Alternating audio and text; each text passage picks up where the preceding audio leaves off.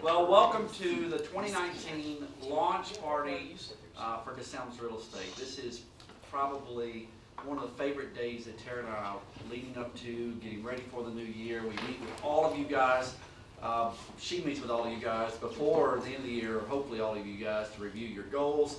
And then we take all those goals accumulated into DeSalms Real Estate launch of 2019, taking into consideration everything that you guys want to do and how you're going to get there, and also to review to make sure that we're on track with what we can provide for you guys to help you win, the environment to where you can win. So we always look back as we know where we came from in order to know where we're going. So we're going to look back first. We're going to give way back, and then we're going to get some, we'll get some awards to celebrate, and then we're going to look at a vision going forward after lunch. So lunch will be, about 3:30 or 4. You guys can hang that long. Y'all know me. I'm just kidding. So either way, when we start looking back, we can't help but start, obviously, with Terry. 30 years ago. This coming March will be Terry's 30th year, and he's here today. I thought he'd be playing golf. 30 years in the business. He said the other day, he's like, is it time to hang it up yet? I'm like, we're just getting started. I started row 17. Yeah. Something like that. What is fun about Terry's story, if you've not heard it, I'll just give you a little bit of some bullet points of it. He'll be on Rookie Real Estate podcasts, and he's agreed to go on there and talk about his first year. But when he got his license, when they came into Nashville, and he got his license in real estate, his first year, he spent more than he actually made. I've seen it a little bit more, 125% of what he made, he actually spent. Second year, got a shade better. Finally ended up landing and starting his own company. He bounced around a couple times, found his place with RE/MAX. So Terry, to hear a guy who's a billion-dollar agent looking on the backside of it, hearing about his struggles on the front end, tune in to, if you've not heard that story, he shared it a couple of years ago, tune in to Rookie Real Estate podcast and hear that whole story. It's going to be a lot of fun. But it's always nice to know that when you look back and you've made it, that he too, his first year and second year, absolutely had the same emotions, the same struggles, the same challenges as all of us whenever we first started into real estate, and made it and killed it along the way. What's fun is Tara started in the business when she was 8 years old. You've heard that story, some of you, whenever she started licking stamps for her dad. Movie night on Friday night, their chores were to lick stamps and to fold the paper and mailers and get them ready for him to take to the post office on Monday. So she actually started at 8 years old. She learned her first script at 8 years old, answered the phone, because it was landlines, and you can't go, Dad, somebody's on the phone. You have to go, just a moment, please, and then, go find your father instead of yelling across the house. But Tara actually said, I will never get into real estate. She goes off to college in Arkansas and decides, I am never doing this.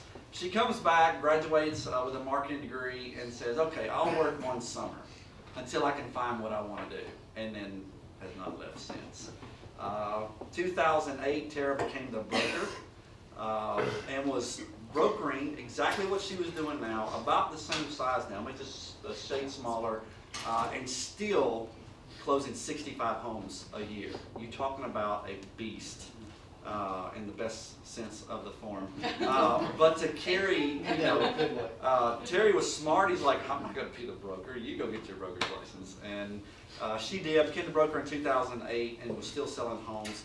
Transitioned full, into the broker role along that lines. 2010, we switched from DeSalms Real Estate, the DeSalms team with RE/MAX Elite to Tara crunched some numbers and said, hey, it makes more sense if we open our own company.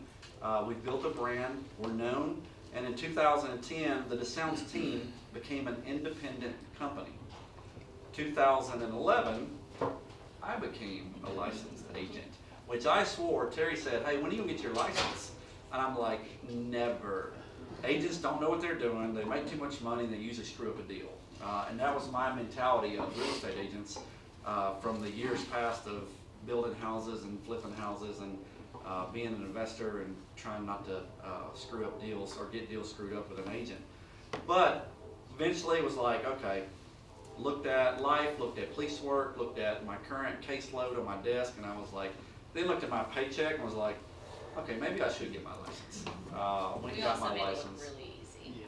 Y'all did make it look easy. It changed my perception of real estate as a whole. So 2011, I got my license and started full-time in real estate. And that's when you won Rookie of the Year. I did. So I started in July 1st was my first day full-time, and in 6 months sold 18 transactions and won Rookie of the Year against some people that had had all year to win the award. So they were, they didn't know I was coming. I kind of slid in on the backside there.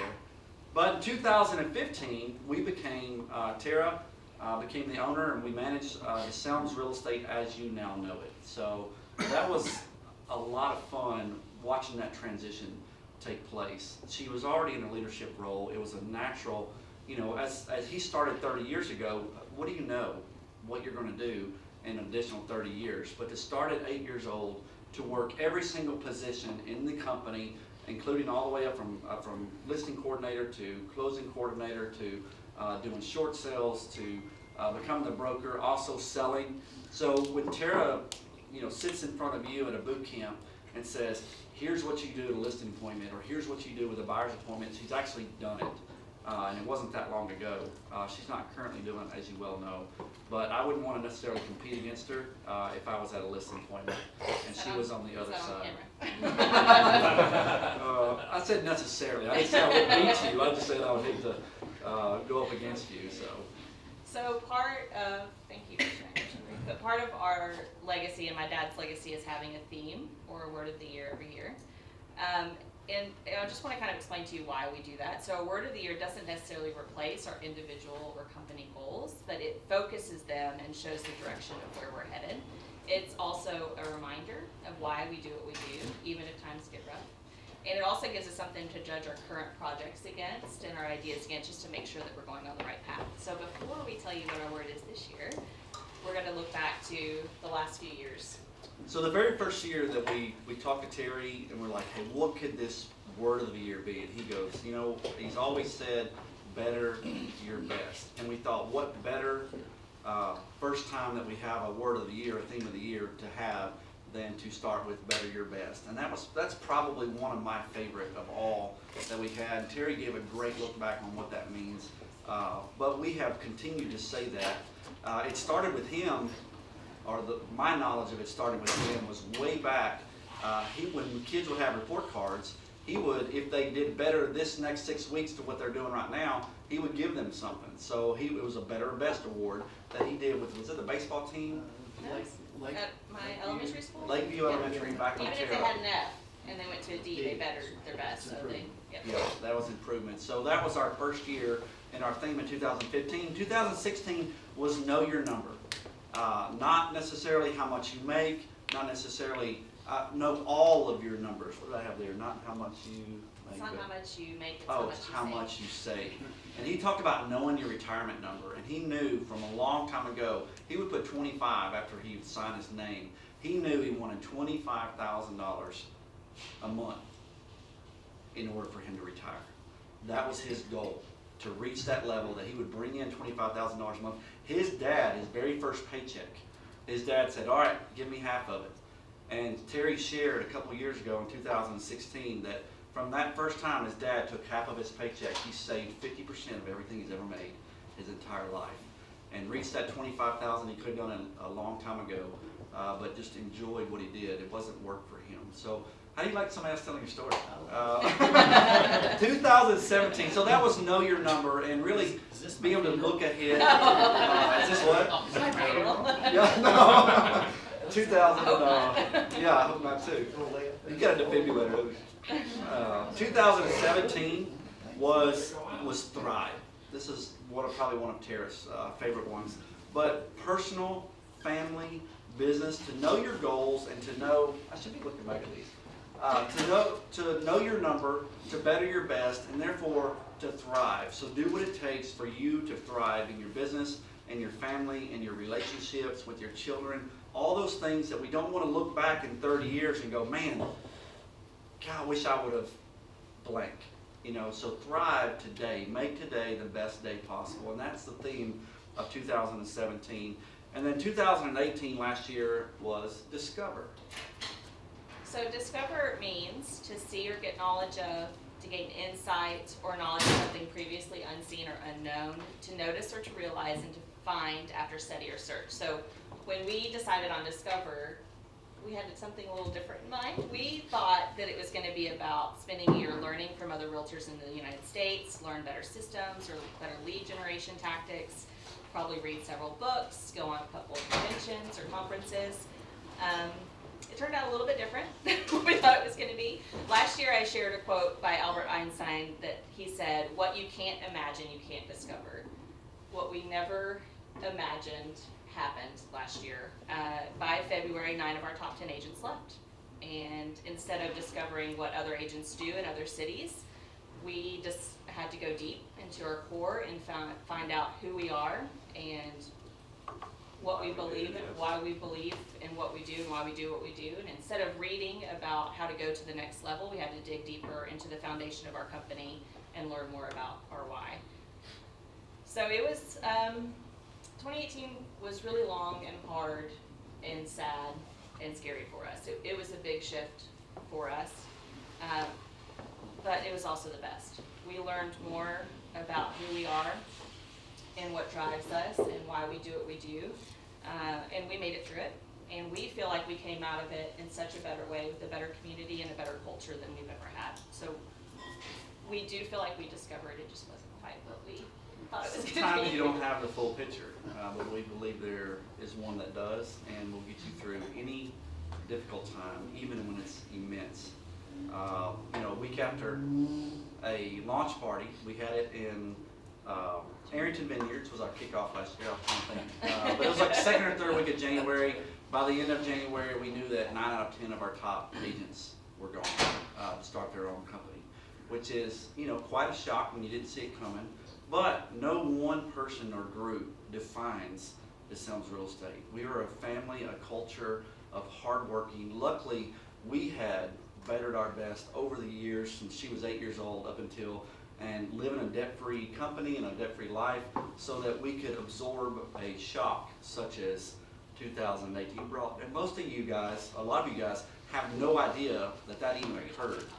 But the ones that were here, that are here, that survived that and were that, we can't even thank you the amount of encouragement that the staff, support staff, and also the agents that just loved on us through that time.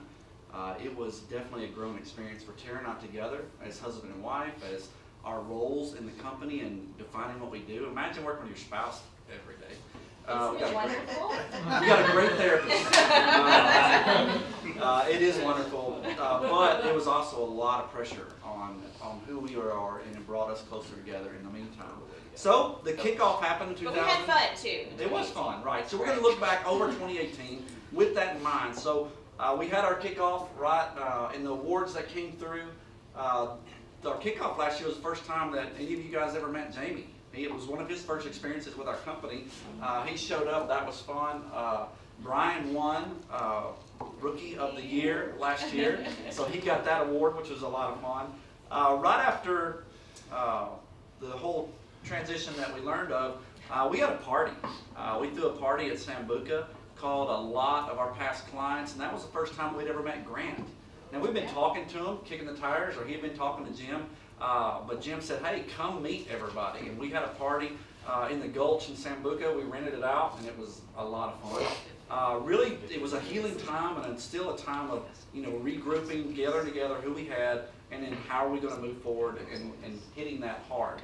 So you look at the, right after, actually the day that we learned that a group was leaving, the day, we also interviewed Scott Parker and hired him as our marketing and design manager, which also was a divine appointment, in my opinion, as well, because as we were in the mentality and mode of discovering who we were, he was able to walk through that with us, because we knew that we were what we were. We knew we were a group of elite professionals with an intrinsic passion to execute the perfect real estate experience for our clients wherever life took them.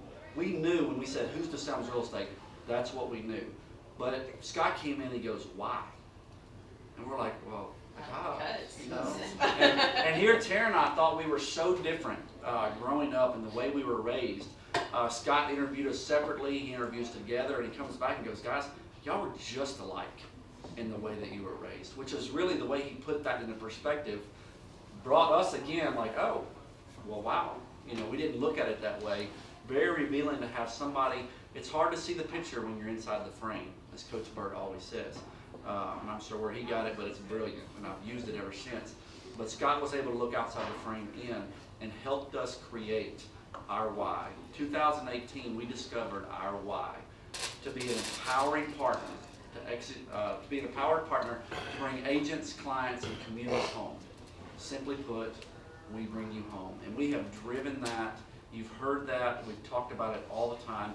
We bring you home. I love seeing your post on Facebook and Instagram that said hashtag we bring you home. I love it because you're hearing it, you're feeling it, and home is palatable. You can taste that word, and it means so much to so many people. So right after we discovered our why, we launched a rebrand. Scott helped us with some new logo designs, some new color schemes. Now you've got a book. You can't get outside of that. You've got to follow it. There's rules, but it keeps us all cohesive and together. So that's the 2018 rebrand.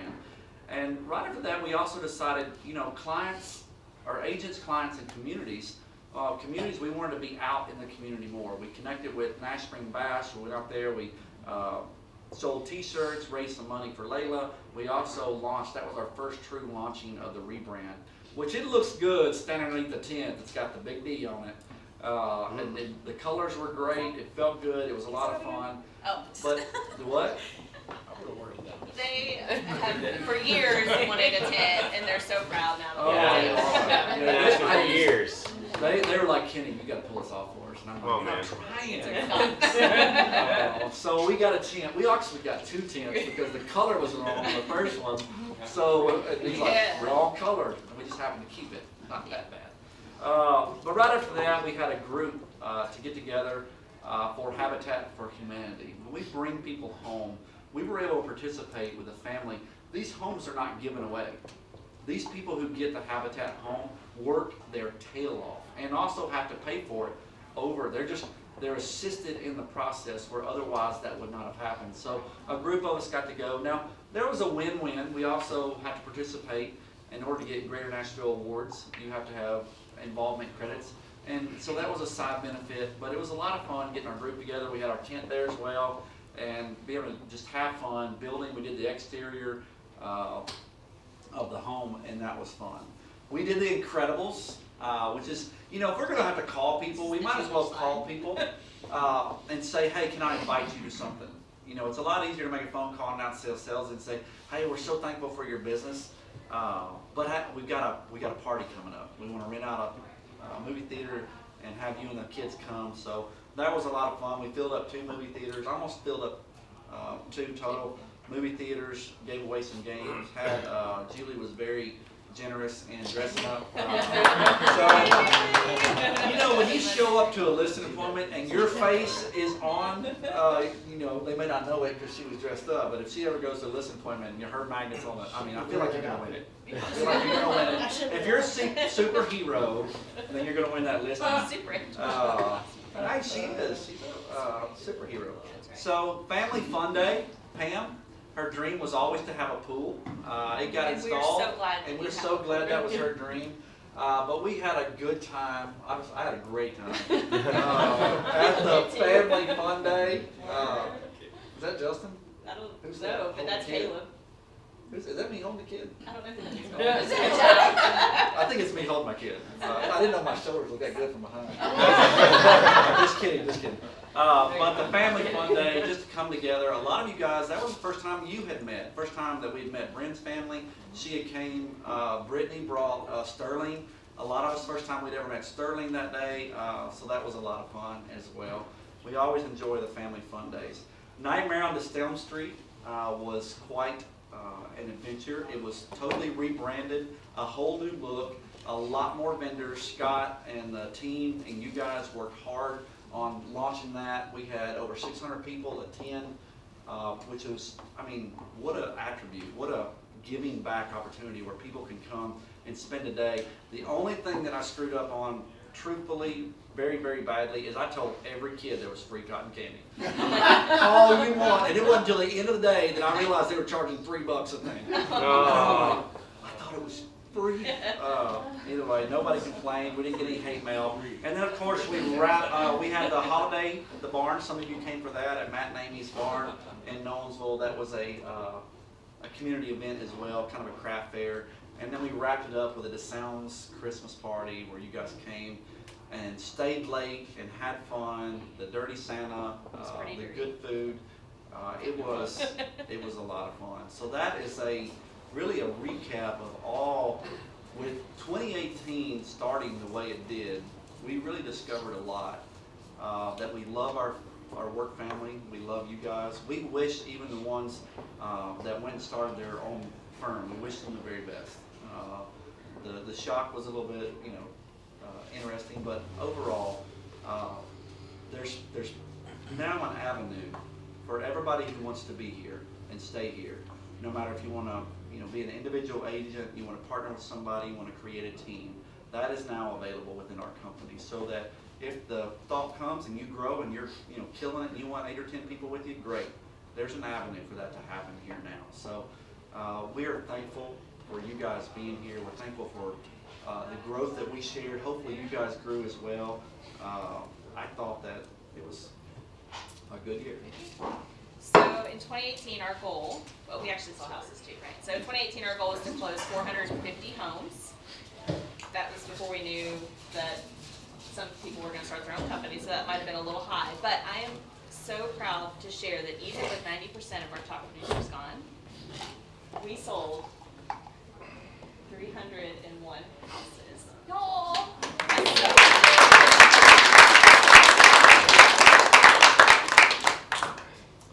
That is 70% of our goal with 90% of our people leaving. I mean, I think that's really good. We didn't know how it was going to end up, so we're extremely. We didn't know, really. We didn't, yeah. I had no idea. You're like, okay, let's just keep moving forward. Right. As Brian, when I went to D1 one time, he came around, patted me on the butt. I'm literally dying. At D1. He comes by, pats me on the bottom and says, just keep moving. I think it was the bottom. I was trying to keep up with this 90-year-old woman, honestly. It's their true story. I thought, if I can just keep up with her, she'd kill me. That woman can do one-arm pull-ups at 90. It's amazing. So as you can see, the marketing machine, What's that have to do with? I don't know, encouraging.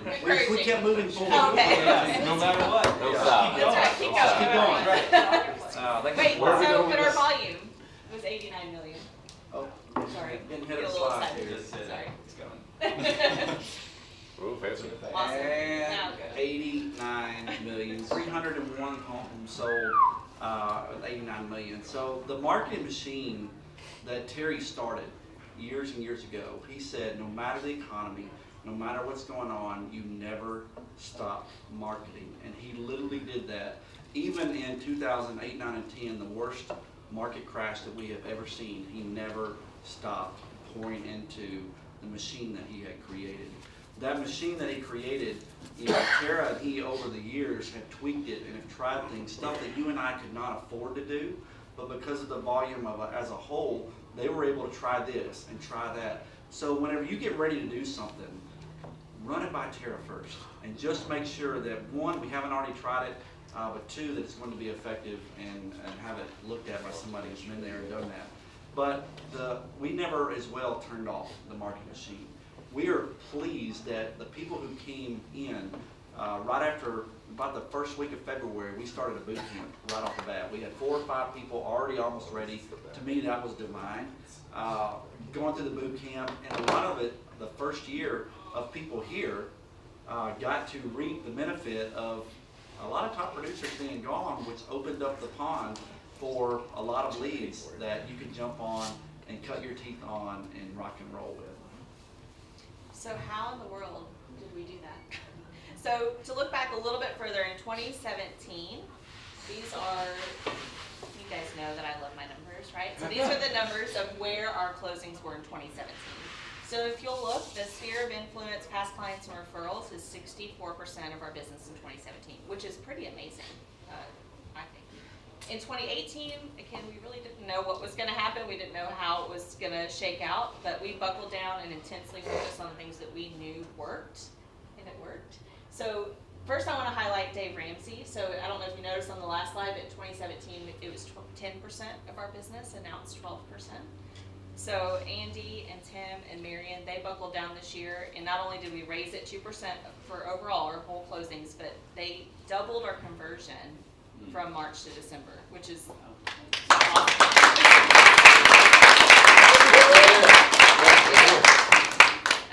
And then I want you to see that if you combine this year our sphere of influence, past clients and referrals, these are people that know us or will refer somebody that knows them. That was 70% of our business. That is. This is what we call low-hanging fruit.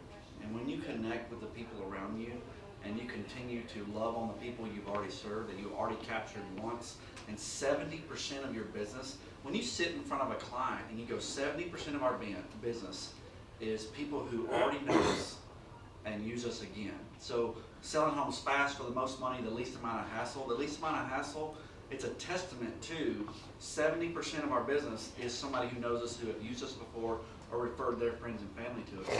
So it really drives home the point that it is the least amount of hassle. And then once we capture them, they're ours. And I think it Buy or proves. die, right? That's right. Oh, yeah. We're trying to figure out how to put that into a word of the year, but it sounded a little too harsh. And it also proves the strength of our brand. Yep, strength of the brand, absolutely. Well, we could not have done it without our staff. Yes.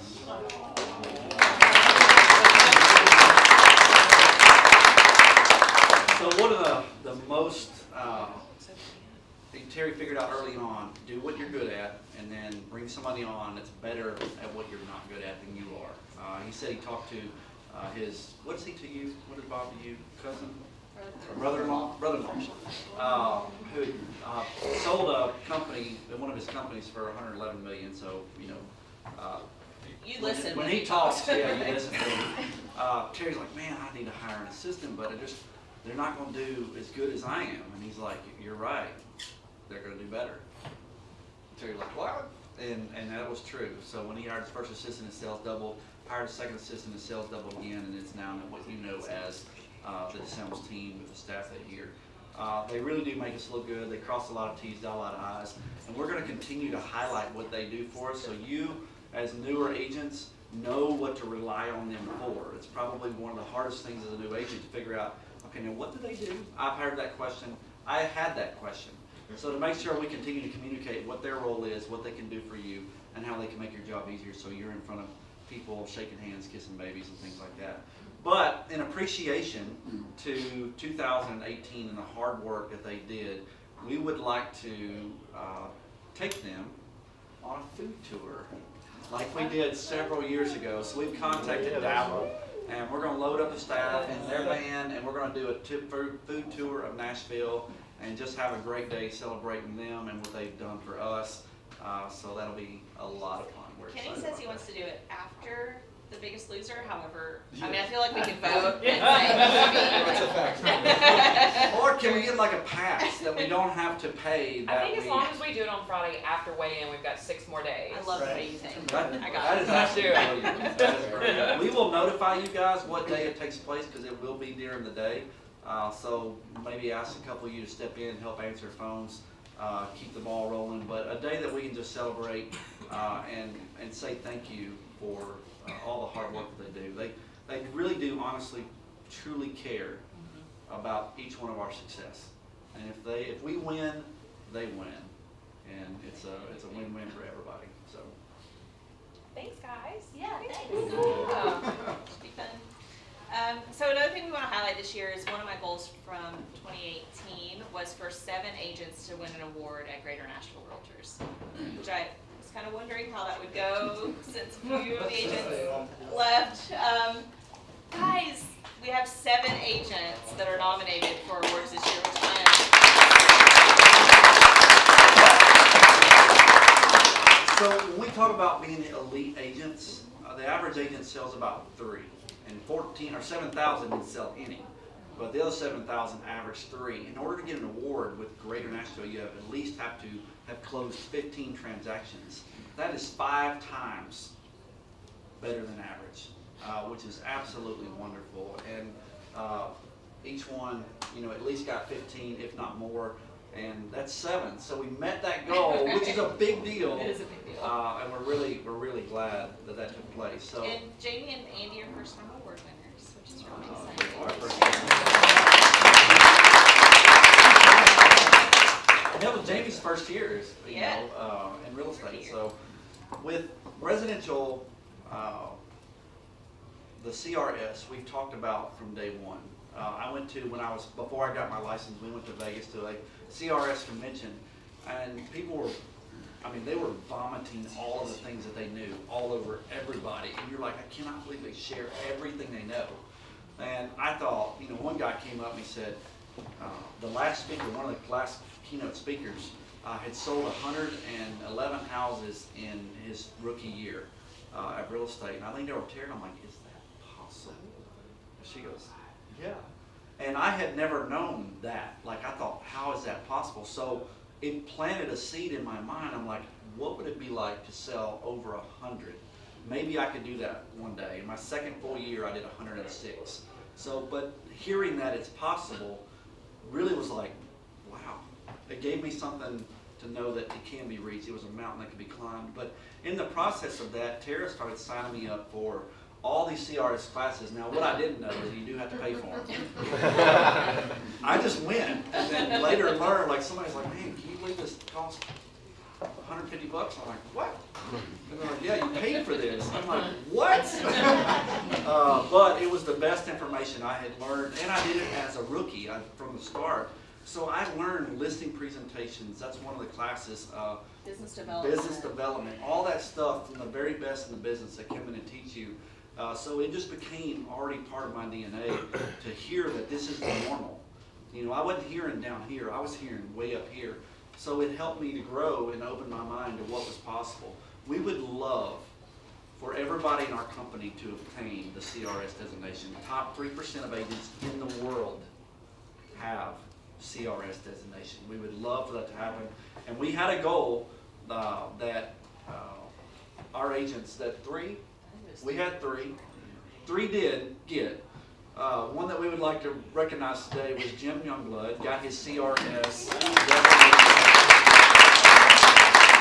He too won Rookie of the Year his first year in real estate. So he made his CRS within 2 years of getting his license, which is just, between the volume and the amount of classes, is absolutely beyond believable. So the fun part is there was a lot of people that won awards this year and get to be recognized. And this is one of my favorite parts.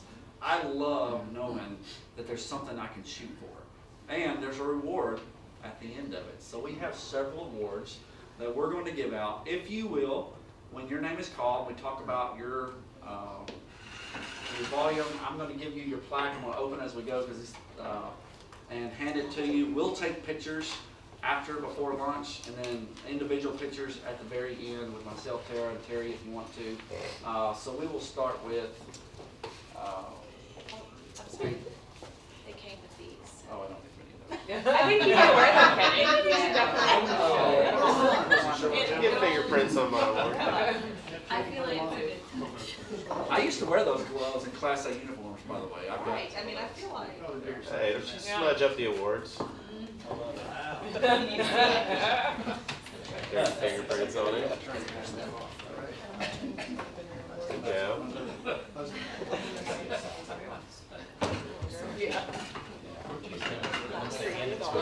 I know that. Listen, it worked. They got them on. That's funny. Yeah, it's sorry. Jim Youngblood.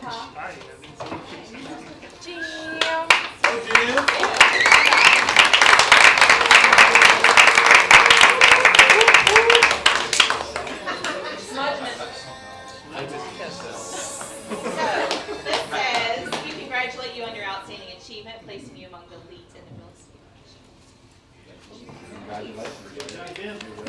Scott's slides. I can't read this. Scott, I need bigger text. All right, 18 transactions for almost 4 million in volume. All right, next is executive. Justin. Transactions with almost $3 million in volume, 2.7 million dollars in volume. Boom. Oh. I think. Everybody needs a little nepotism. He is a cousin. Congratulations. It's in the book, right? Oh, in the. Oh, yeah. Seriously. After a whole year of working really hard with me and our company and digging in deep and selling a bunch of houses, so.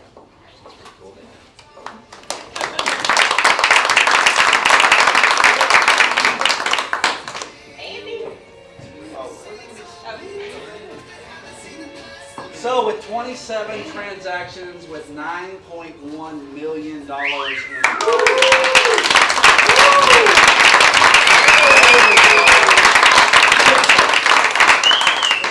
So whenever I was new, there was this dude.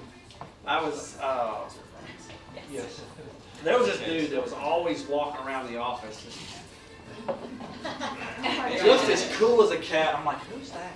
He was like, that's Andy. I'm like, what's he do? And I'm like, he does what? This guy's walking around as cool as a cucumber, selling all these houses. I've got like 2 deals going, looking like a chicken with my head cut off, trying to figure out what to do. And he's just as cool as a cat. I even talk about him on my Rookie Real Estate podcast. And I'm like, this guy made an impact on me. So, all right, next will be Tim. With 33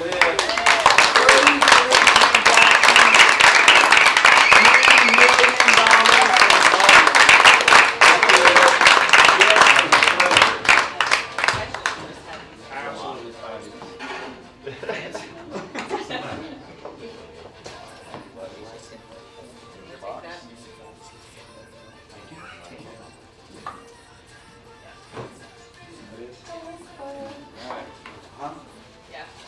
All right, for Gold Club, the next award up will be Brian Mullins with 38 transactions and $6.5 million.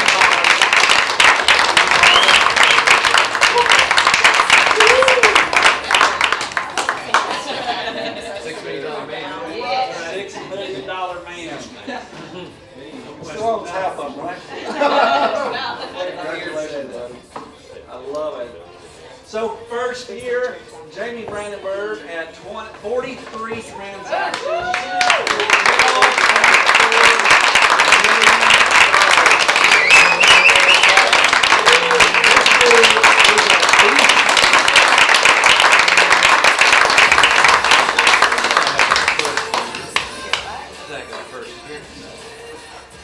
All right, and then we got Brian Canoyer with 45 transactions and $12.4 million.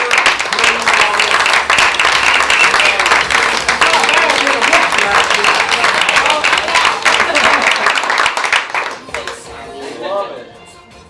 So one of my favorite awards that as long as I'm around, I'm going to be the one presenting this because it's Rookie of the Year. Because I remember transitioning from my day job to my dream job, and how scary, how fun, how hard, stuff that you would never think, I'm never going to remember all of this. It's going to be a disaster. I cannot wait to leave the plane all the way to the crash. Terry's like, I'm going to land the plane right where I want it to land. I'm like, I'm just still trying not to crash it. And even if I bounce, I'm good. So winning Rookie of the Year, my first 6 months in real estate was the shock. But it was a lot of fun and very encouraging at the same time. So what is fun is to see somebody transition and then to win and to just give it all they have. And we've got a lot of people running in 2019 for Rookie of the Year, which is pretty exciting. Right here, that's a little nerve-wracking. I'm getting electrocuted. I'm getting electrocuted. But what is really cool is to watch this transition. So this year's 2000. Let me make sure this is the right one. Yep, 2018. Very good. I already know who it is, but I'm getting ready. So it says, in recognition of your extraordinary performance in your first full year in real estate. And if I get you the volume, you're going to know who it is. 43 transactions worth a volume of $12.4 million his first year. Jamie Brandon.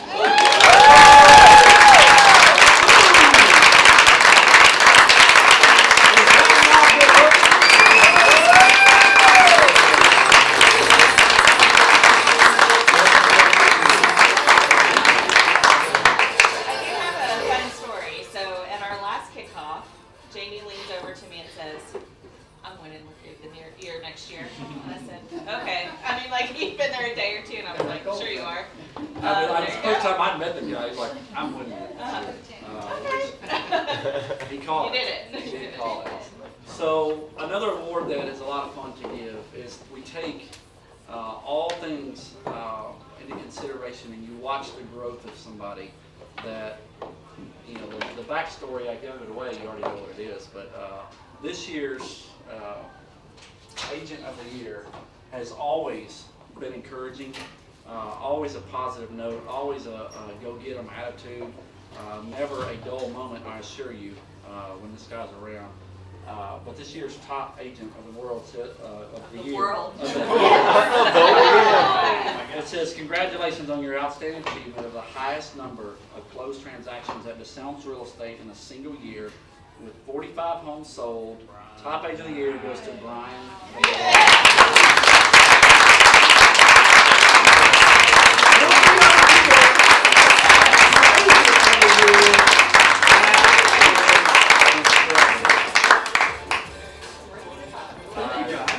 Absolutely. You know, another thing that was, you can do that one. They gotta hold it. Do I get a little box? You do. I don't want, you know, There you go. fingerprints. Here you You want the gloves? Yeah, seriously. Best agent in the world, he said. Best agent in the world. It's like I made it. I'm retiring now. Oh, you're just getting started. So the backstory was, I guess we share that later, again, but I chased this guy for 2 years trying to get him, and he came to a boot camp early on, and then he disappeared again, and I'm like, dude, what are you waiting on? He goes, finally he calls, he goes, all right, I'm ready. And I'm like, let's do it. And that dude has not stopped since. Just a pleasure to work with, a lot of fun, and also I love competition. I mean, you're that competitive. You have people around you that like to win. Man, you're talking about killing it. So he's a beast, for sure. Right. Speaking of beast, Speaking of beast, transition. this is something that we are going to be implementing this year, and this is going to be a coveted award every month. This is going to go, this beast is going to go to whoever is in #beast mode that month. So the one that wins is going to be the one who closes the most houses in a month. So the top agent of the month gets to hold on to this, and they have to release it if they lose top agent of the month. So we are going to start with December 2018, because we don't know January yet. Jamie Brandenburg, you are our leader.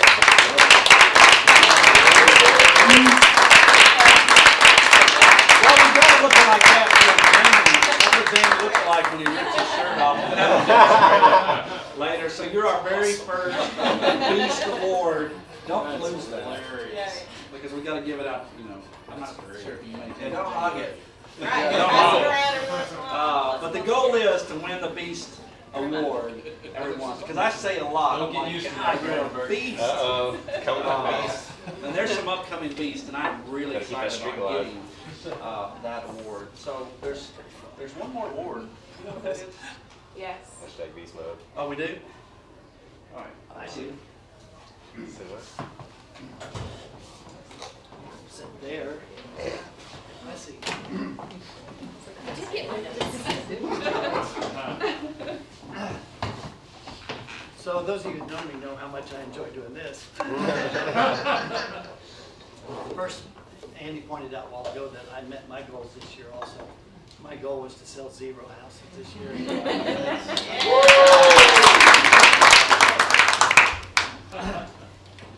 I have a couple things I want to say. First up, before I get started, I've been watching Tara and Katie's and Scott's videos, and they were incredible. I've really enjoyed watching you guys doing a great job. But I heard Tara say in one of those videos that this is her 15th year being in real estate, and that reminded me of something, so I wanted to share it with you.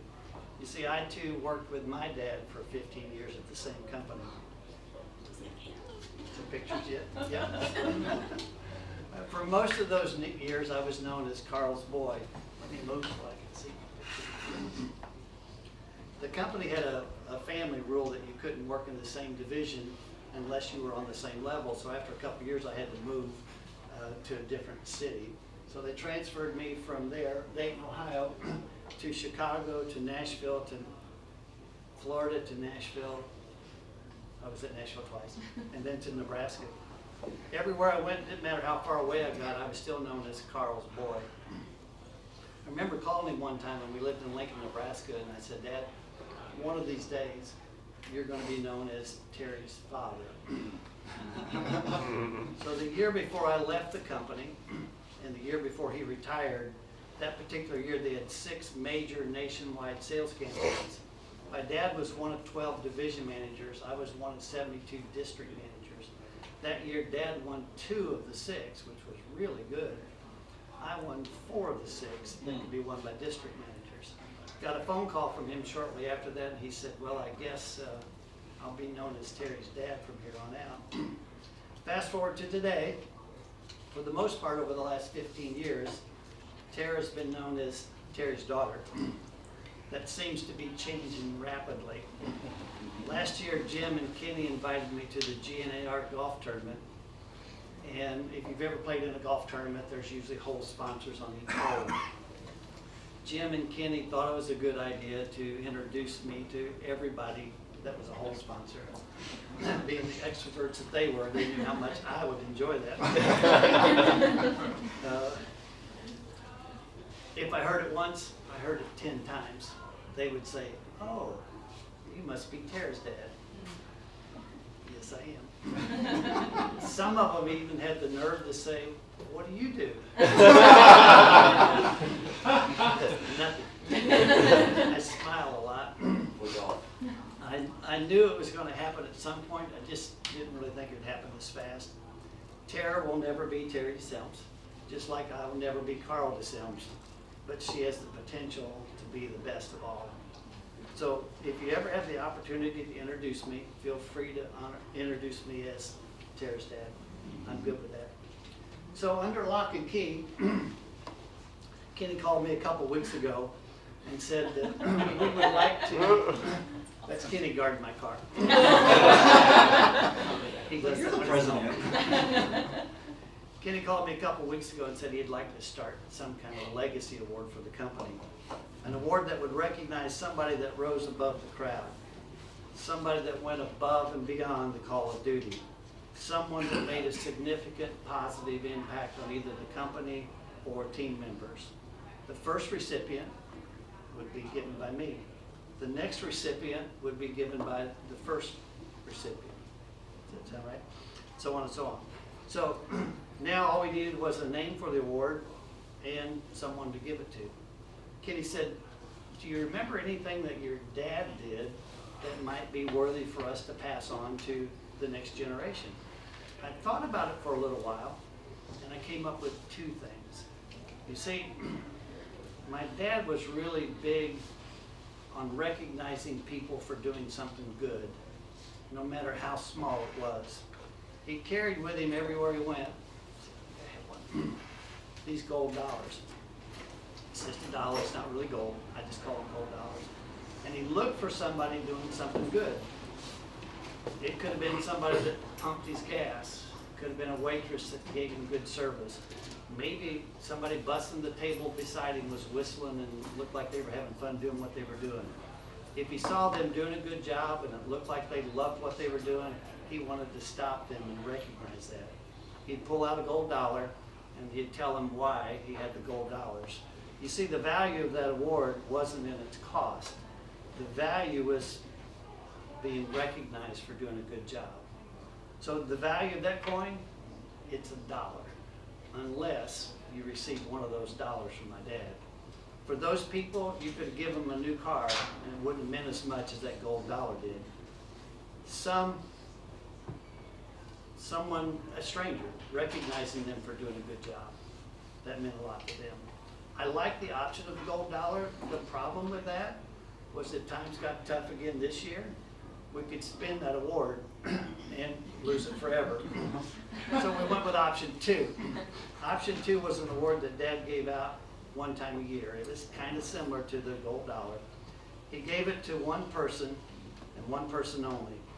Let me first say that the company that we work for gave us the opportunity to win some pretty fabulous awards. I won a trip to Las Vegas, Hawaii, Jamaica twice, Puerto Rico, Florida, California, and won a cruise on the Pacific Princess, which is the love boat for those who don't know. It's a love boat. Now those were pretty great awards, but none of those could hold a candle to the year-end award that Dad came up with, that he called the Bluebird Award. You see, everybody could win the trips, but not everybody could win the Bluebird Award. Just for the record, you probably could have bought 2 of those little glass Bluebirds for about $10. But kind of like the gold dollar, its value wasn't in its cost. Its value and worth came from the meaning or the reason for the award. The Bluebird was given to one person only. Someone that rose above the crowd. Someone that went above and beyond the call of duty.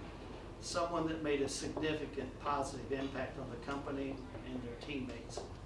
The recipient of this honor demonstrated an attitude of excellence, teamwork, and willingness to sacrifice for the greater good of the company.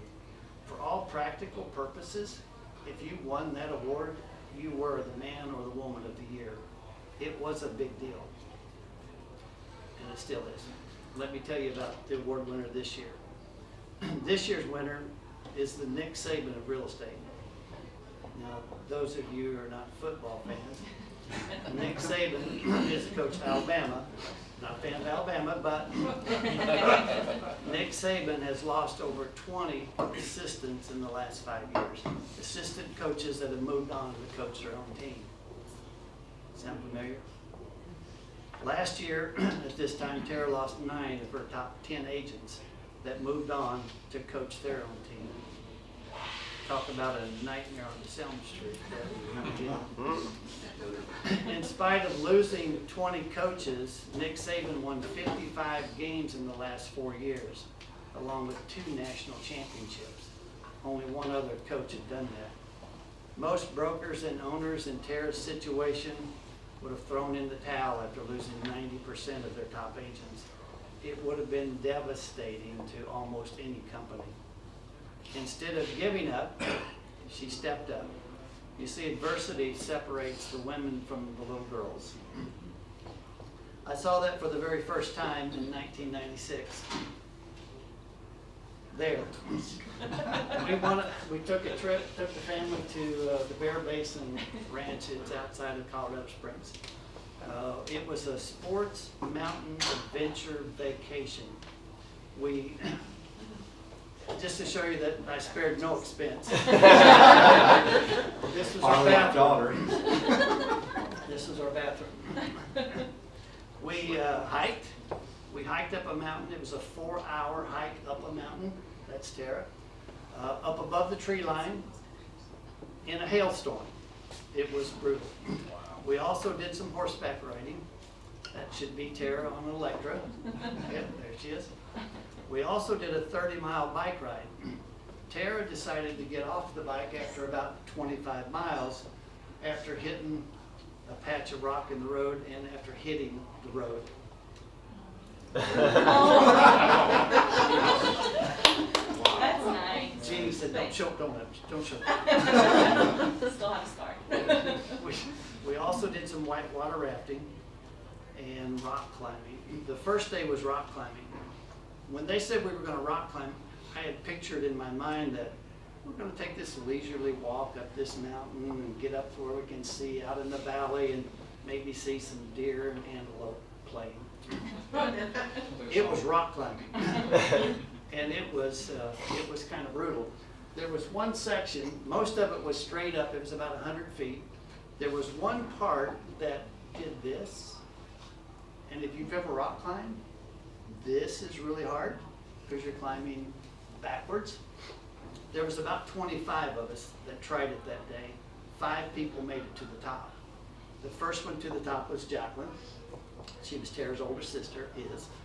She's 5 years older, did a lot of gymnastics, cheerleading. She was in great shape, limber, flew right up the mountain. I was next. I made it to that one spot that everybody else didn't make it on, and I struggled for about 10 minutes, and I thought, man, my arms are killing me. I'm never going to make it up here. And I thought, wait a minute, Jacqueline made it to the top. I'm somehow going to get to the top of this mountain. I finally found one little handhold. I reached as far as I could reach, got that little handhold, and it was able to pull me up so I could get over it. Next was Jeannie and Tara. Jeannie got to the same spot, couldn't make it. Tara got to the same spot, and she was probably there 15 minutes. And if you've ever done any rock climbing, you don't want to stay in one spot 15 minutes. It's brutal. Your arms are burning, they're on fire. Finally exhausted, they let her back down the mountain. A few other people tried, same spot, they couldn't get over that hump. Tara said, Dad, I want to try it again. I said, well, you know, you tried, you did a really good job. It's okay that you didn't make it. She said, no, I'd like to try it again. I said, well, okay, you can try it again, but if you don't make it, it's not a big deal. Just do your best, come on down, and we'll see what tomorrow brings. And she said, you don't understand. I'm going to the top. I thought, my outside voice said, yeah, sure you are. My inside voice said, no chance in hell she will. So she got to that same spot. She got to that same spot and she struggled and kicked and scratched and clawed, and somehow, I don't know how, but somehow she found that one handhold and made it to the top, that foot at the top. It was, I was pretty impressed. I saw something in her that day that quite honestly I hadn't seen in the first 13 years. When she makes up her mind to do something, regardless of what it is, she's going to go to the top. She made up her mind and she made it to the top that day. You guys got to witness some of that this year. After the 9 left, she licked her wounds for a few days, and then she got busy. Like Nick Saban, she hired some new agents, some really good agents from what she tells me. She fired up another boot camp, hired a personal coach. She dove into the company expenses to see where she could make some cuts because she knew she was going to need to make some cuts. Her goal was to cut as deep as she could without losing any of her staff, because she knew once she got this ship turned around, she was going to need them. We lost here. Oh, she did make one cut. The only cut she made was to her own pay, which she cut in half. You see, she had seen this before, like Kenny said, 2009, 2010, that was a rough year if you were in real estate. We sold about 270 houses those 2 years, 270 each. That's a lot of houses, but that was about 130 less than we'd sold 3 years prior to that. So she had seen it and she knew what to do. She jumped in knee deep to Boontown, where she just transferred 19,000 leads. Most of those leads needed her personal touch at some point. You guys saw her here at work.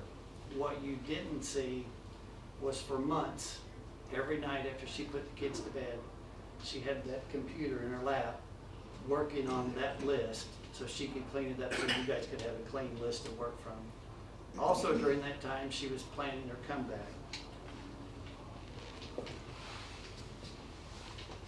You guys helped her throw the appreciation party in the Gulch. She hosted the biggest movie event we've ever had, 2 theaters full. In 2018, she chaired the award ceremony for GNAR. She was elected to the Nashville Board of Directors and the Tennessee Board of Directors, both big deals. I watched as she rolled out a new brand, new colors, new logos, new vision for your company, not to mention hosting the biggest and best Nightmare on DeSelm Street we've ever had. Also during that time, she was a daughter to a mother going through breast cancer. She was a fabulous mother of 3 kids. And somehow, some way, she managed to help you guys close over 300 transactions. After Kenny and I decided what the award would be, and maybe who might get it, I sent a text to both of my sisters And I asked them if they remembered anything about Dad's Bluebird Award. They both texted back with some pictures. I think we have those. There's one. And they both said, well, yes. I know it's a text, but I'm also sure it had a little bit of attitude with it because of course they remembered. I asked my oldest sister, Barb, if I could borrow her Bluebird Award so that I could show you guys. She said no. But here's what she did say. She said, I would love to be the generation that donates this Bluebird to the next generation. Dad gave it to me. I'm giving it to you, and you can give it to Tara. And she can pass it on to the next recipient of the Bluebird Award. She said Dad would be proud. Now you know why she had a Bluebird and I didn't. So my choice for this year's Bluebird Legacy Award winner was easy. It gives me a great deal of pleasure to give you this and a plaque that's somewhere to Tara DeSalvo-Stevens.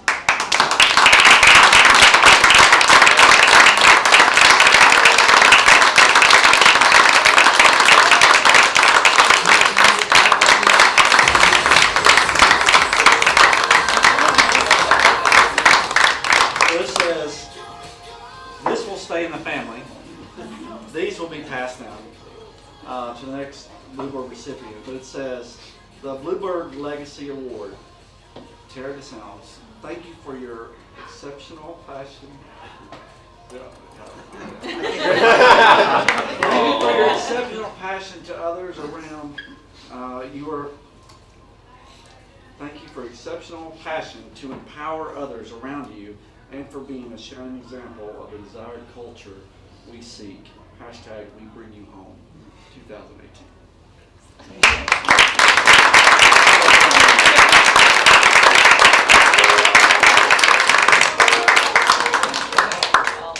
Not taking pictures right now. That was a surprise. Yeah, she didn't know about that. She had no idea about this. So, with that being said, it's now time to eat. I'm going to bless the food. They're going to be bringing it up. We may get a couple of the group pictures while they're bringing the food up. I told them this time. So, have they brought food up yet? No. It should be in a minute. So get refreshments. The food will be here in a second. I'm going to bless this. Congratulations on all the awards. We've looked back. We've celebrated 2018. And now it's time to get rock and roll into 2019. So we'll get into that in a second. So, Father, thank you for our opportunity to celebrate what was a very difficult year. But in a difficult year, Lord, we knew that you were steering the ship, that we grew. We give you the glory for that. We're thankful for the people that are in this room, the family, the feel, the culture that's here, Lord. And we're thankful that we get to live life with each person in here. Lord, bless this food and nourish our body. Give us the heart's desire to be courageous and bold in everything we do. Help us to be the men and women you call us to be. And we're going to give you the glory in advance for all that happens in this coming year. In Jesus' name, amen. All right, refreshments. 100 steps. Trips up and down. Julie, yay! Oh, that's Julie. Well, let's give her a round of applause. Round of applause. Down the stairs, good food. She cooked it all and everything. All right, so here we go. What's wrong? Oh, yeah, we got some special guests. You ever listen to 997? This guy, really sexy voice, Michael Del Giorno. So this is Michael Del Giorno and his wife Andrea. Clearly, he married up. What's fun is, almost 2 years ago, I sold on Saturday morning. This guy calls me, and I listen to 997 every day. This guy calls me, and he was already endorsing us. And we had met once before in the office because he's trying to make sure we're not crazy before he starts endorsing us. But Saturday morning, I didn't have his number programmed. Saturday morning, I answered, and he's like, Kenny, Michael Del Giorno. I want to buy a house. It's this house. What time can you be there? And I'm like, well, what time can you be there? You don't say no to that, right? So he shows up in blue jeans and flip-flops in February, or whenever it was. It was cold. And Andrew was there. His 3 kids were there. They went to the house and really weren't even looking to buy or sell. But then we started looking, ended up selling their house. in days, of course, and then. More asking price. Yep, more asking price, so, it was from an endorsement to a personal friendship. It's been fun. And then we met last week because they're looking to get their real estate license and hang their license with the Stone's Real Estate. So he'll still be in radio business. But Andrea was in law for a long time and then became a stay-at-home mom, and then it's looking like my kids are getting big. Let's do this. We love real estate. So they're going to be our one of our few rookies this year in launching in the business. So we're glad to have them with us today. So we also have Angela. You guys haven't met her yet till today. We also go to church with Angela, and she goes to West Franklin with us. Her and her husband Chip, we met with Angela last week as well. And being very strategic, and we'll talk about this more, finding the right people for this company is critical for us to make sure the culture is there and remains what we want it to be. So she will be getting her license starting in February. Her school starts, and will soon be plowing through her Rookie of the Year role. So it's going to be a lot of competition this year for Rookie of the Year, but I can't wait to see that happen and see who wins this coming year. So, you know, we always talk about if you want to spin around, it'll be easier for you to see than me to see them. She's not even hearing him in the way. Don't care where you go, but you can't stay there. So we always talk about the word of the year, and Tara and I put a lot of energy into this to make sure that we can articulate why we're picking what we pick, and sometimes the word picks us through evaluation of looking back the previous year and years. This year was, in my opinion, a lot easier because the more we looked back, the more we figured out what the word needed to be. So we put a lot of energy and time into this word. And also we have a really cool video to show you. Is everybody ready for this? Can everybody see the screen okay? Kenny, could you move so Yes. I can see? We're in the way of this.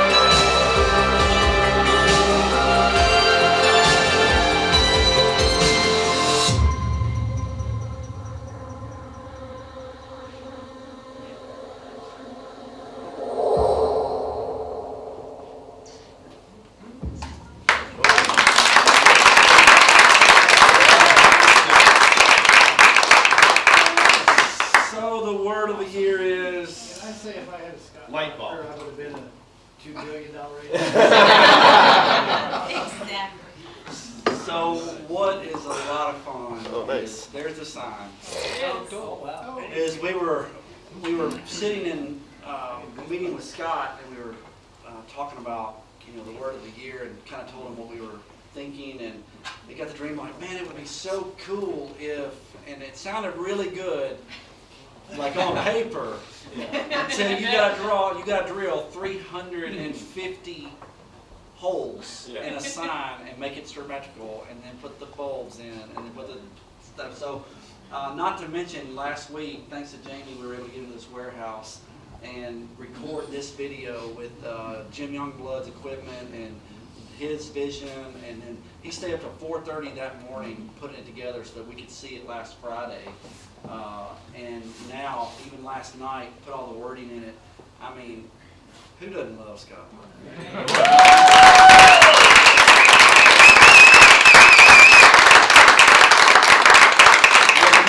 said, and we want to feel this word. I mean, you can feel that word. We'll show it again. I got you, mate. We'll show it again at the end. But I've watched that probably 100 times, just because it really is and will be our greatest year yet. With when we focus on connecting, and we're going to break that down just a little bit more. So, go ahead. So connect means to become joined, to have or establish a rapport. I had to look up rapport. It means a friendly, harmonious relationship, to establish a communication, and to establish or place a relationship. So connecting is so much deeper than just a phone call or an email or just a quick conversation. It's a two-way relationship, which means I'm giving something and someone else is responding. It's purposeful, it's meaningful, it's thoughtful, sometimes it's inconvenient. It's a positive experience. And it can even be a strategic referral partner, someone that encompasses what we do. Right, and we started with our vision, which we established last year. Sounds Real Estate is an empowering partner, bringing agents, clients, and communities home. Simply put, we bring you home was the vision that we launched last year. You guys have heard it. We've all been diving into that vision. But when you talk about empowering, there's energy that has to translate when you talk about empowering somebody. Or when you've been empowered, somebody has transferred energy to you. There's energy when you screw in a light bulb so that the electricity can connect. There's power in the word connect, and that is what we're looking for and pouring into in 2018. Breaking it down, I mean, connecting with agents and how we connected with a lot of you guys to why you're here today. Jim, we met, I had already been going to West Franklin, at the time it was West Franklin First Baptist, and met his soon-to-be wife, which he hadn't met yet, and built a relationship with her and her dad. I've got on their hunting lease, and then Justin Hill, his dad, is whose hunting lease it was, and met Justin and his sister Brittany. Well, then Jim came along. I'm like, who's this guy from Portland? He's got to be all right if he's from Portland. But we connected there, and then they ended up getting married and still hunting and doing all that stuff together today. But that's how we tied in. But also with West Franklin, we mentioned a connection here, which ended up for an interview and her getting her license, and Angela getting her license. But also Katie, from Alabama, her husband was transferred to Nashville or moved to Nashville for a job here in Franklin, and that's how we met Katie Pearson. So those connections really with church was how we met these three, including Grant coming along with Justin and also with Jim and their friend, and him launching full-time. Launched a little early. He launched last year, a little earlier than he planned. It was going so well. So He's out of town, he's missed. yes. So you're gonna have to bear with me on this long thing. So my dad is my dad, so that's how we connected, right? But you connected with Dave Ramsey, which is obviously a huge connection for us. Before he was really Dave Ramsey, he was just some guy on the radio. So he was just some guy on the radio. He ended up becoming, really incredible, obviously, about who he is. And then he started advertising at Churchill. And Churchill. Yep, then through Churchill, we met Mike Hardwick, we met Michael Brown, a guy, also Matt Clark. Matt Clark went to a gym, D1, where he met Brian Knoyer, and Brian said, hey, if I knew that Matt knew a lot of people, a lot of agents, and said, if I was going to get in real estate, what company should I talk to? And he said, only one, DeSelms Real Estate. And he came and interviewed with DeSelms Real Estate, and it took him 2 more years to come on, of me wearing him out. But, I mean, that's where we met, Brian Knoyer. And then, of course, Brian introduced us to Jamie and to Brennan and to Amanda. And then we all met Casey at a CCIM class and just made a connection there. And Brian Mullins, you helped with that too. Julie. We've been around together forever. We go way back. And Justin, you and I go way back too. Yep. For those of you guys who don't know, we're cousins. A little nepotism in the family. I mean, every company needs some nepotism. Tara and I working together, and also, living life in reality of wanting to be married for 100 years. We have a fabulous therapist that we go to quite often. And we met Margaret. She dated our therapist's son, and she connected. She's like, I don't want to speak out of turn, but I have can someone that would be introduce great for you guys. for your company. And that was over 2 years ago, right? 3 3 years. Wow.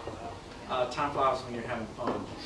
We had Bob and Brian Mullins and Crystal were all referred by other companies. They had licenses at other companies that those companies weren't fulfilling what they needed. And they said, hey, you need to interview at DeSelms. For other companies to send people to you that, that they weren't their trash agents. They were sending them because they knew what we offered.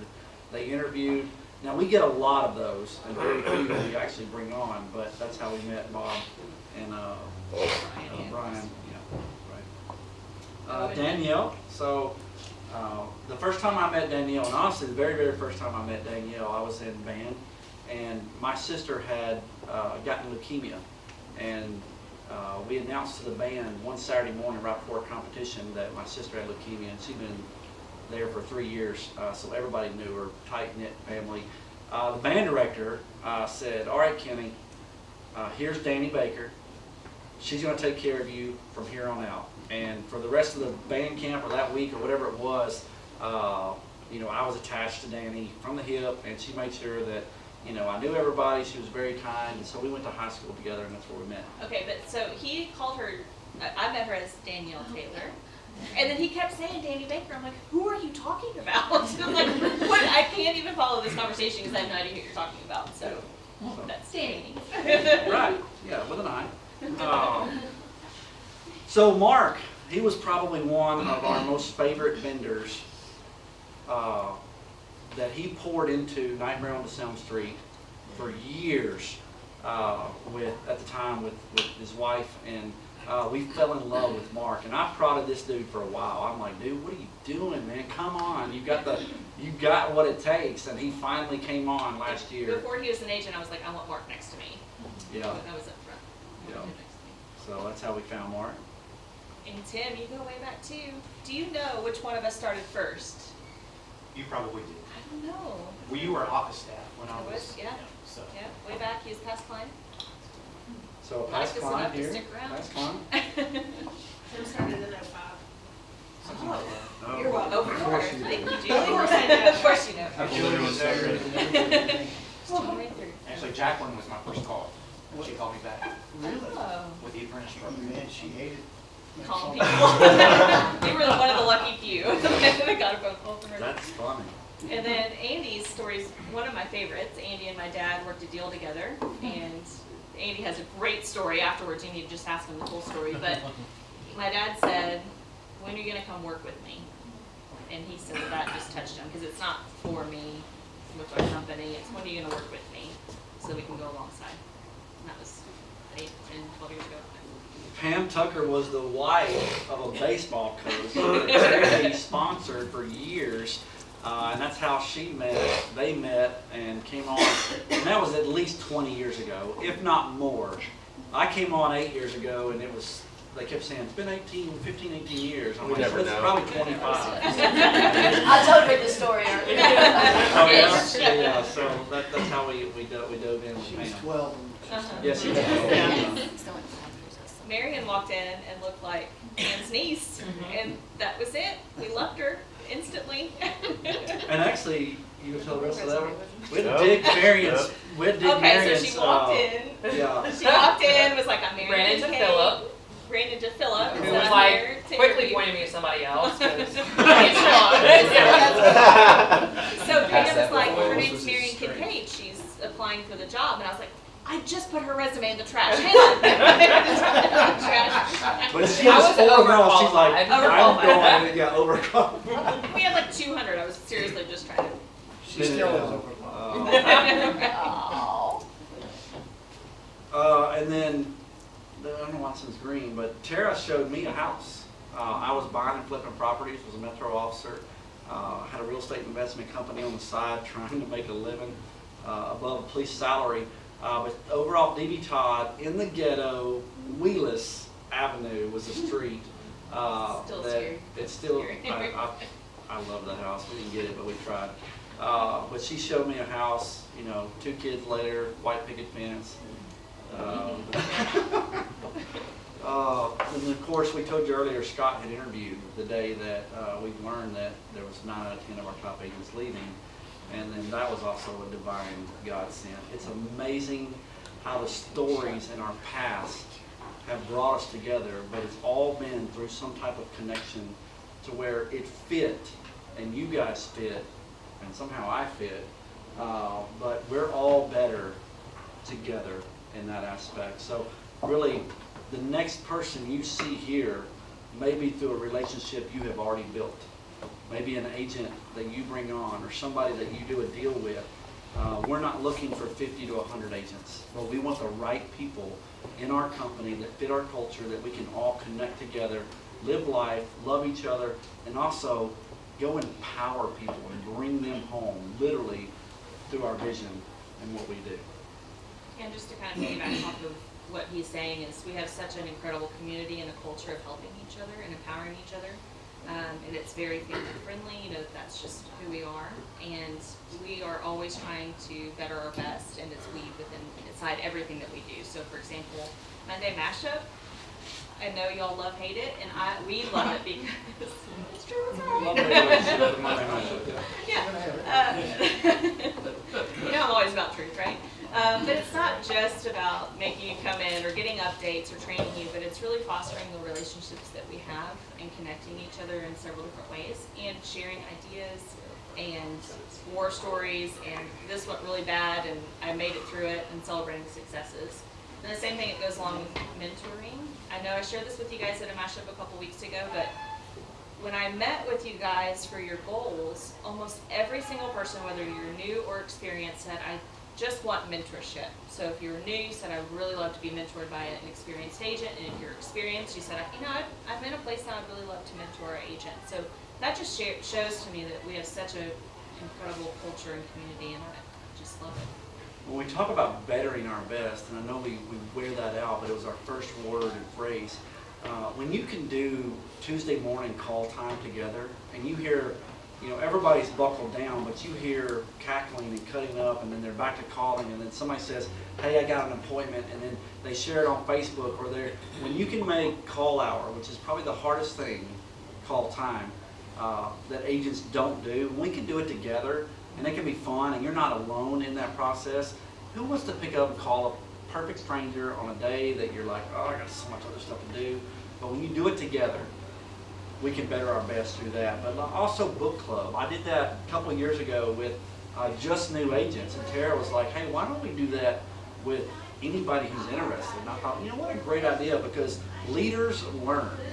And we can learn together and share experiences. One, we learn more about each other, but we were it was so tough at the, the well, we couldn't hear each other. So we've now decided, because we want to be where we can hear, because the stories that people were sharing were fabulous of their life and what they saw and what they read and what they got out of text. But something that had always been for years my goal is to write a rookie real estate book and to do a through Scott prodding me through a podcast, I launched Rookie Real Estate Podcast this year. Let me go downstairs. But the Rookie Real Estate Podcast launched, and it's sharing the stuff that Terry, because I shadowed Terry a lot. Have you ever got a chance to shadow a billion-dollar agent? I recorded this dude without him knowing on 3 or 4 of his listing appointments, because I was a detective and I carried a recorder around everywhere I went. I'm like, hey, stuck in my pocket. This dude said the same thing at every listing appointment, told the same joke, did the same movement at every one. I'm like, okay. So I went home, took the slides, typed out what he said, memorized it. Now I gave it to my buddy Jake, because he had just crashed and burned. Back then, and still, you got to do the presentation for Terry in order to be able to get team leads on listings. Well, who wanted to do that? I mean, seriously. So Jake goes first, crashed and burned. He said, if this was a helicopter final for your helicopter license, would you have gotten it? He'll no, crash and burn. He's like, don't come back till you're ready. I mean, he told Jake that, and Jake was devastated. I said, here, dude, memorize this. So he goes back. I do my presentation, and Terry's like, yeah, I don't know that I would say that, but that's pretty good there. He didn't know that it was his word for word. He's like, memorize. Jake does it, the exact same presentation, and Terry's like, you know, that's the best presentation I've ever heard of. But, yeah, the son-in-law didn't get any benefit of that one, but memorizing and being, mentoring, and then sharing that with everybody, because we just say the same things when we interview people. It's hard. It costs this much. The first 6 months, if you can make it, 9 out of 10 crash and burn their first year, and another 80% don't make it their second year. We don't want that happening here. So I'm putting all that into podcasts, and they come out every Monday morning at 6 a.m. We're now 3 episodes in. Monday was the 3rd episode, so just some great comings. We've got several already recorded, so even more that are great and up and coming. And if y'all haven't listened to it, I highly recommend it. Even if you're not new, even if you have not your first 50 closings, I would still listen to it. I've definitely gotten stuff from it. So, I have something exciting to share with you. So we've already told you a little bit about how we really dug deep last year and found out our strengths and our weaknesses. We have weaknesses, now we know, and we want to create them. We want them to be strengths. We want to better our best in everything that we do, and we learned that there's some things that we just need help with. So what we've decided to do is put together a leadership team, and those of you who know that you're on the leadership team, come on down. Right. Come on out. Explain. So the theory behind this, and what we figured out, is back when Terry and Tara were constantly meeting, they would be like, hey, we're going to do this, and Terry would tell me, and I'm like, oh, wow, why would you do that? I'm an agent. That's no fun. And then they would be like, oh, well, okay, what if we do this? So there was a voice outside of what they saw. So what we wanted voices outside of what Tara and I can see that will be honest and that have different strengths. When we talk about Scott, I mean, if it's not already clear, of the way he can take what Tara puts on a scratch pad and goes, hey, can you create this? And he's like, sure. And he creates it, and it's better than what she could have imagined. But also helping us discover our vision. The guy can dig in deep and really communicate well with Tara and I, so he's an obvious choice. I also feel that Julie's an obvious choice. She's an agent, but she's also staff, and she's been around for a long time and really likes the details and making sure the T's are crossed and the I's are dotted.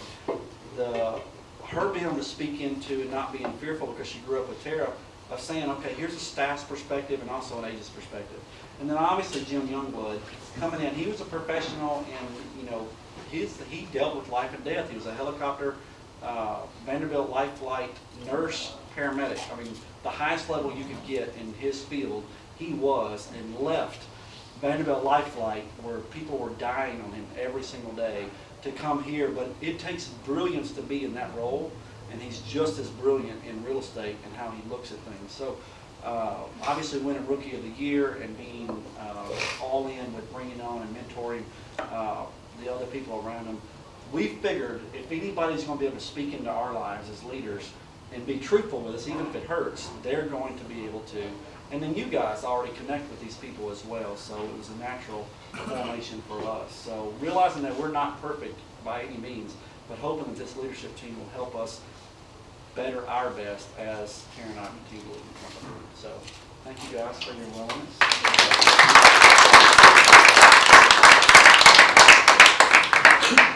And this is the vision looking forward. We know where we've been.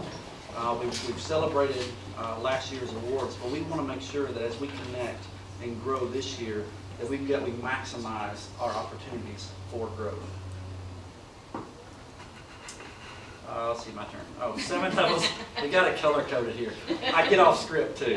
One of my favorite books that I ever read with the book club that I did with the new people was 7 Levels of Communication. If I could have written a book on how I was doing real estate and how it worked for me, it would have been that book, because I was already doing I was like, man, preach it. This is what I do. I'm like, great.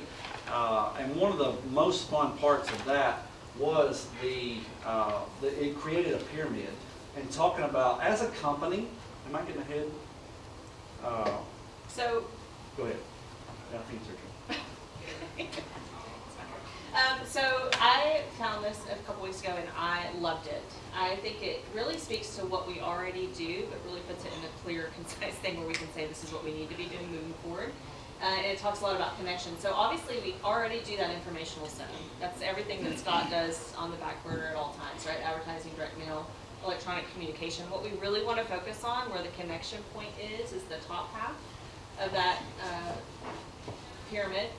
Couldn't think of that word. And that's the influential zone. So the handwritten notes, phone calls, events and seminars, and one-on-one meetings. And that's an appointment or a coffee or a lunch, anything like that. That is where you're going to connect. And that is where I challenge you to spend 80% of your time. Some of y'all have heard me say that, it's really sad.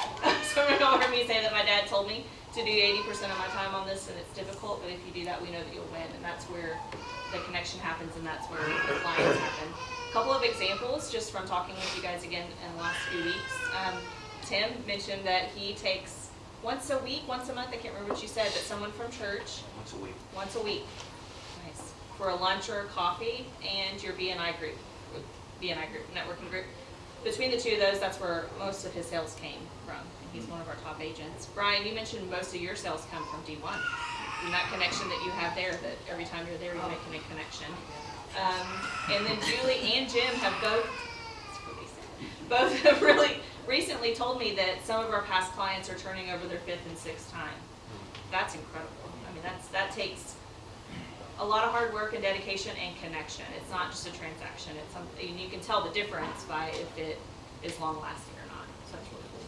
So that's kind of how we're connecting. In our vision, we talk about empowering partners to connect clients, agents, clients, and communities. So when we're talking about clients, that's how we talked about how we connected with you guys. We're talking about how we connect with our clients, but then talking about how we're connecting with communities. And this is something really over the last few years we've done more and more and more of, which is why I think that 70% of our business, that's the reason why 70% of our business came from somebody we knew or somebody who knew us that referred us. So that right there is low-hanging fruit that we want to continue to capture. But connecting with communities, the movie event last year, we posted on Facebook, and then within 24 hours, the first one was full. We're not going to do it that way this year. We've got 19,000 people in our database. If we call 19,000 people with 25 agents, that's 170 people that you've got to call over a month period of time. So if we can contact and touch every single one of our, who doesn't want to be invited to a party? But if we can call and say, hey man, thank you for being a past client, or thank you for coming to Sounds.com or NashvilleHomes.com. Look, we're throwing a party, and we would like to invite you and your family. Would you like to come to a movie event? And I'm fine with filling up 3. I hadn't talked to you yet, but however many we can fill up, but personally invite them, not just post it on Facebook. Actually, everybody here, call their sphere of influence, call your past clients first, and then we'll start calling the database and see how many movie theaters that we can fill up and celebrate. But it's that one-on-one. You don't feel salesy when you're calling going, hey, would you like to come to a movie and bring your kids? If you want to bring a neighbor, fine. And invite them and hand out either mail them their tickets or hand deliver their tickets to them. That's the connection that we're looking for in 2019. Getting into the Nightmare on the Selm Street, same thing. Calling past clients. That's 2 touches. Physical, not physical, but could be physical, touches to all of our database Face to 2 face. times in 1 year. That's the goal, to touch them twice a year. And then we'll continue to do the Facebook, advertising, direct mail, farming, and communications that way. But that's how we stay intimately connected with our database and continue to carry a 70% return on that investment. Realtor community, Tara being on the board of the directors for the Greater Nashville Realtors and also a board of directors with the state of Tennessee, which is a huge, she wanted to do that before she retired, and she did that last year, which is amazing. But you can learn from top agents and being in community together with them. Also, you can also recruit them if you like them. BNI groups, Business Networking Institute, are small groups. Also with City Current is a larger version of that with just the owners, where there's 50, 60 owners that come together. And Brian and I tag team that together. It's a handful, but it's great one-on-one connections. And then other festivals that you guys can do in your communities. If you're farming something, don't just send postcards, do a movie night, do a popcorn night, do a hot dog night in the communities that you're farming, so they're seeing your postcard in your face, but they're also getting an invite to something that's cheap. And if we all chip in together, I've done several with several of you guys where we've done it, and I put my Selms garb on and go. I'm like, yeah, I work with Brian. We did some kind of Predators playoff night at his house one time with a big screen in the backyard, and his community showed up. But that's the connections we're talking about. The tip of the spear is one-on-one, and that's where you're going to get the most intimate. So now for our 2019 goals, which I'm super excited about. I hope you guys kind of heard it in the video. That Connect sign has 350 light bulbs. So the next time you see it, it will be dark and the light bulbs will not be in there. And every Monday mashup, when you close a house, you get a bulb and you get to screw in your closing in hopes that we reach 350 transactions this year. You're willing to screw more holes? Yeah, I absolutely have no problem building additional portions of that sign. Hashtag. I'll add a hashtag, I'll add an exclamation point. If we go over 350, I think we can be there by October, honestly, but Tara picked 350. She's like, we're gonna hit it, and I'm like, okay. But I will add an underline, anything we need to add, they just need a couple days notice, but I want us to see together how this sign fills up, and we can measure our progress. We talked to you guys about goals, affirmations. That's all in the same thing right there. When you wake up in the morning, you come to the office, you're going to see what our goal is, and we're going to see how far we are together to get there. And the affirmation is whenever you get to screw in that light bulb because you connected with a family and brought them home. Whether you're selling their house or buying a house, you get to screw in that bulb, and we get to celebrate your successes. And, it's great to get the paycheck too, but when as a family we can celebrate those light bulbs together, it's a win-win all the way around. So another goal I have, again, is the Greater Nashville Association of Realtors Awards of Excellence. This year we had 7. This is a big goal. I want 15 of us to win an award this year. You have to have a minimum of 15 transactions, and of course the involvement credits, which I have such a passion for giving back to our industry. It has been an incredible industry to our family, and I love to be able to give back to it, and I hope you will join me in doing that this year. And The CRS class, with such a passion for that, the top 3% of agents in the world, you're brand new and you're thinking, I'll never get CRS, I can barely get through a buyer right now.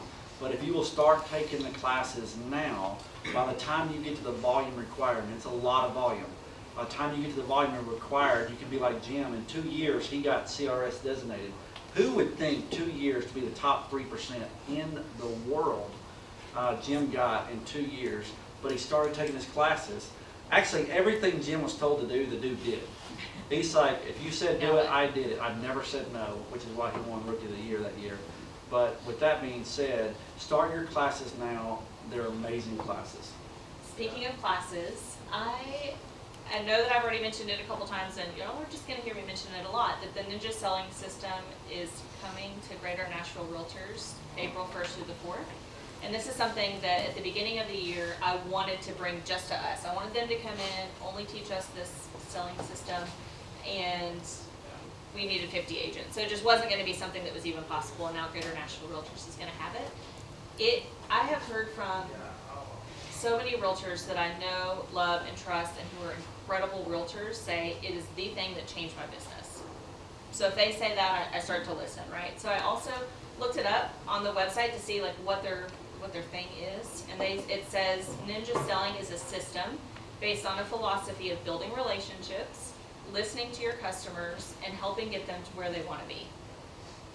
That's what we want. I mean, that's connect. So Kenny and I are going. Jim is going. My goal is for 7 of us. My true goal is for all of us to go. My obtainable goal is I want 7 of us there, because I think it's really going to shift the way that we do business, and I'm excited about it. I'm excited. It's probably already how we're doing business. They'll give us new terms and new ways to look at it, and we're excited about that. We will give you feedback as we come back from that class, the 4-day intensive class. We'll talk about that on Money Mashup. A couple more things of goals of this year is the Bluebird Legacy Award. From January 1 this year, all the way through this year, we're going to be watching.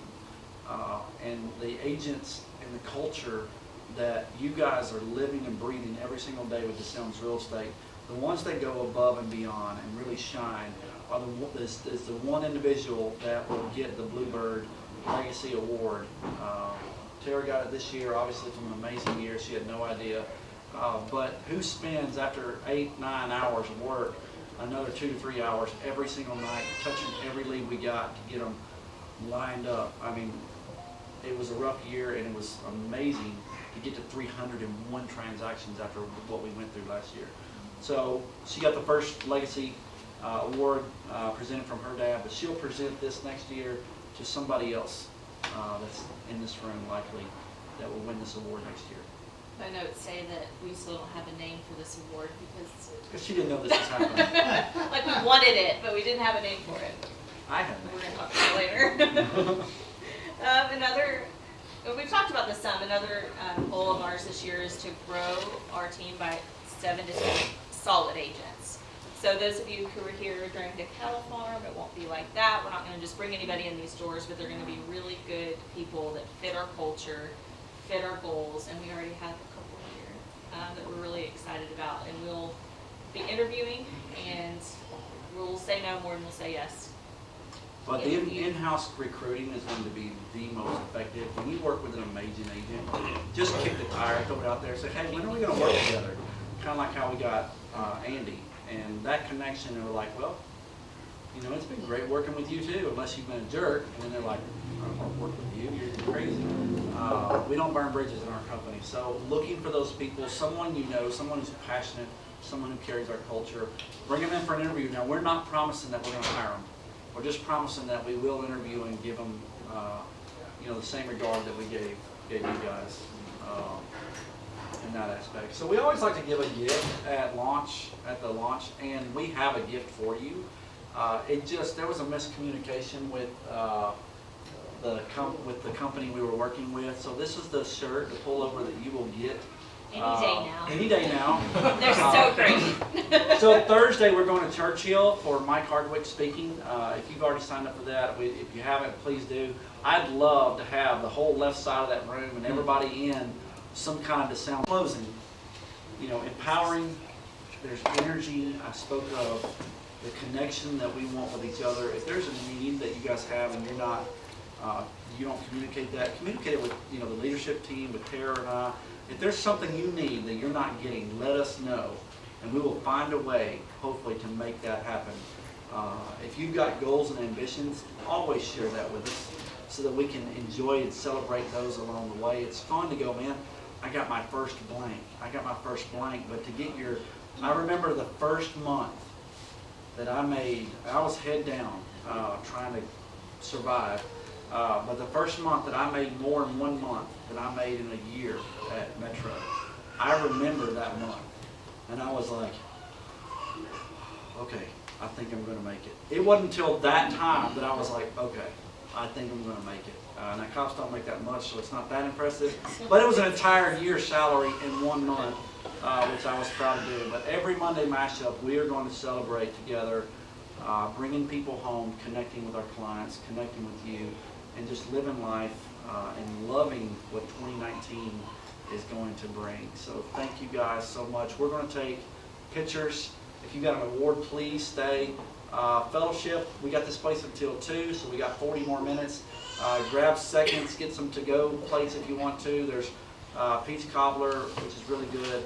But thank you guys for being a part of our family. We love you and can't wait to celebrate an amazing year together. So, get to work.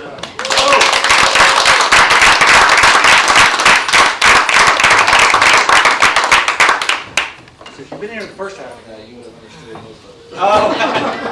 We did a look back. View forward.